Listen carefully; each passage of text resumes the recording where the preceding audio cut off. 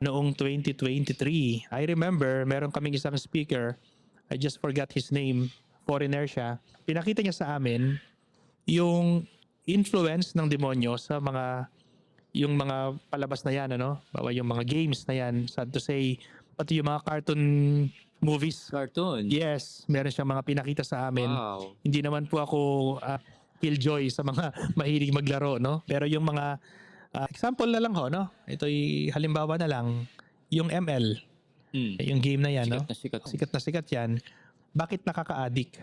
Halimbawa, nung time na high school ako, Dota. yung Dota, Ragnarok. Na-addict ako dyan. Yes, tama. Ang nilalaro ko ng Counter-Strike. Ako din eh. Di ba? Huwag ka maingay, malalaman yung taon natin. Hindi, joke lang. Counter-Strike. So, yung what do you call this? Yung Red Alert, yung Dota. Meron pang term nun eh.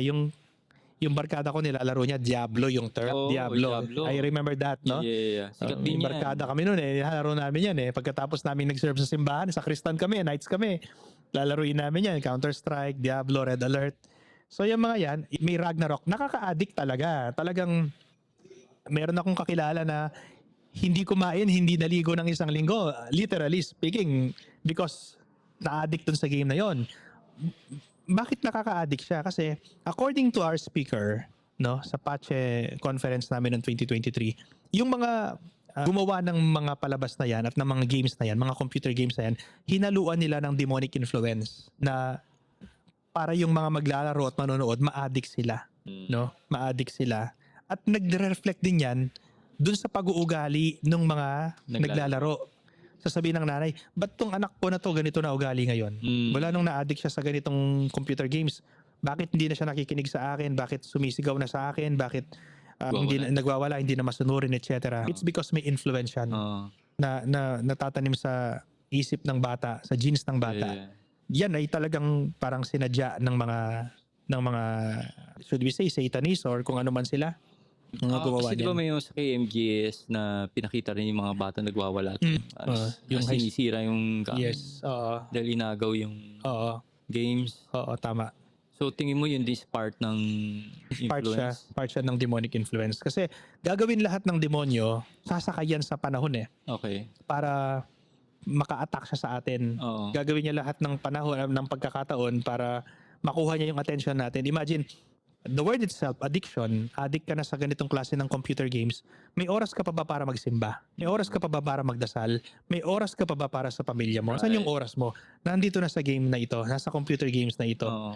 So, wala ka ng oras sa Panginoon, wala ka ng oras sa pamilya mo, sa mga kaibigan mo, nandito na sa game na to. So, yun yung parang kasangkapan, no? Ng ginamit ng demonyo para yung isang tao ay ma-addict talaga siya. Grabe, no? Oo. So, pag ganun, Father, anong dapat nilang gawin? Well, una sa lahat, nasa magulang po yan. Oo. Malaki yung responsibility ng parents sa mga anak.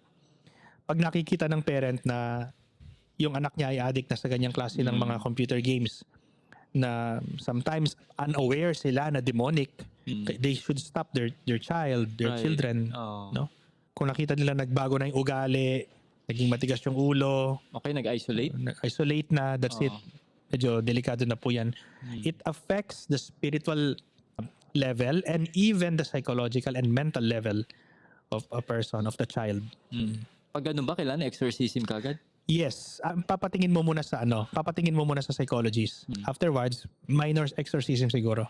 Minor exorcism. Siyempre kailangan pa rin natin yung sangay ng psychology, Right. no? Tapos Oo. yung exorcism. And bakit may mga parang hindi naniniwala sa exorcism? Una sa lahat, depende sa training nila, no? Hindi tinuro sa kanila sa seminaryo, hindi tinuro sa kanila ng mga professors nila. And isang reason din ay siguro liberal yung pag-iisip. Liberal. Oo. So, pangalawa nun, takot sila, no?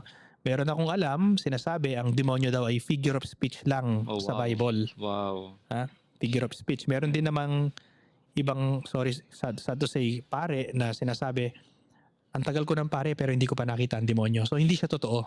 Totoo po itong kinikwento kong ito. Kasi talagang verbatim na sinasabi. Tagal ko ng pare, bakit di ko pa nakakaharap yung demonyo? Pero kapag may possession, takot na unang tumatakbo.